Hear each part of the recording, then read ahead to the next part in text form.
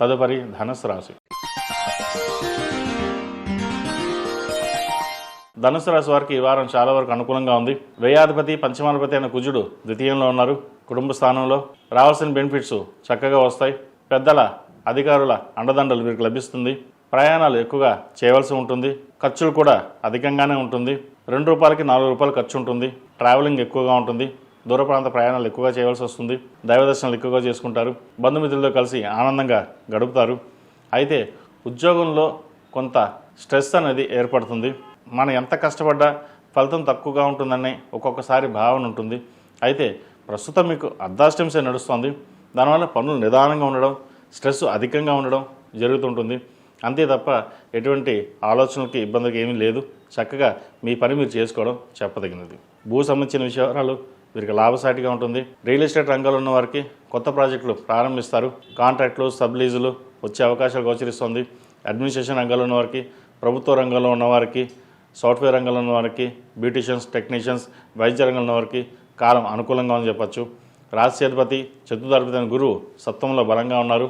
భాగ్యంలో కేతు ఉన్నారు. కేతు కూడా భాగ్యంలో ఈ వారం అనుకూలంగానే ఉంది. ఏదైనా సరే ఒక ఆలోచన విధానంతో మీరు ముందుకు వెళ్తారు. అది సక్సెస్ అవుతుంది. ఏదీను 10 మంది చెప్పారు కదా మనం అలాగే వెళ్దామని కాకుండా మీ సొంతంగా నిర్ణయాలు తీసుకుని ఏదైతే వెళ్తారో అవి ఫలిస్తాయి. ఈ రాశిలో జన్మించిన విద్యార్థులకు కాలం అనుకూలంగా ఉంది. విదేశీ సంబంధించిన విషయవారాలు సానుకూలపడతాయి.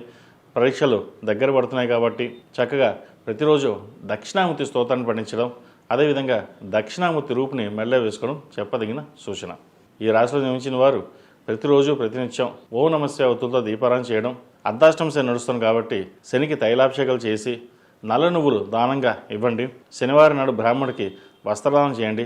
మంచి ఫలితాలు సంప్రాప్తిస్తాయి. ఈ రాశిలో జన్మించిన స్త్రీలకు వృత్తి ఉద్యోగాల పరంగా, వ్యాపార పరంగా సానుకూలంగా ఉంటుంది. అవకాశాలు అవంతవే మీకు కలిసి రావడం, ఏమి చేయకపోయినా సరే మనకి ఫలితాలు బాగున్నాయి అనుకోవడం ఇది మంచి తరం అని చెప్పచ్చు. కష్టానికి తగిన ప్రతిఫలం లభిస్తుంది. అదేవిధంగా విదేశీ సంబంధించిన విషయవహారాలు సానుకూలపడుతుంది. భూ సంబంధించిన విషయవహారాలు సానుకూలంగా ఉన్నాయి.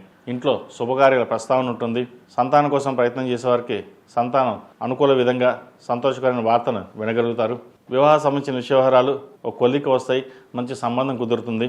ఎప్పటి నుంచో సంబంధం చేజారిపోయింది, రాదు అనుకున్న సంబంధం రావడం కూడా ఒక సంతోషకరమైన విషయం అని చెప్పచ్చు.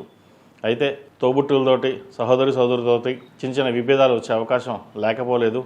మాట్లాడేటప్పుడు కొంచెం జాగ్రత్త వహించడం చెప్పదగిన సూచన. ఈ రాశిలో జన్మించిన వారికి కలిసి వచ్చే సంఖ్య 5, కలిసి వచ్చే రంగు తెలుపు. ఏదైనా పని మీద బయటకు వెళ్ళేటప్పుడు గురువారం కానీ సోమవారం కానీ వెళ్ళండి. మంచి ఫలితాలు సంప్రాప్తిస్తాయి.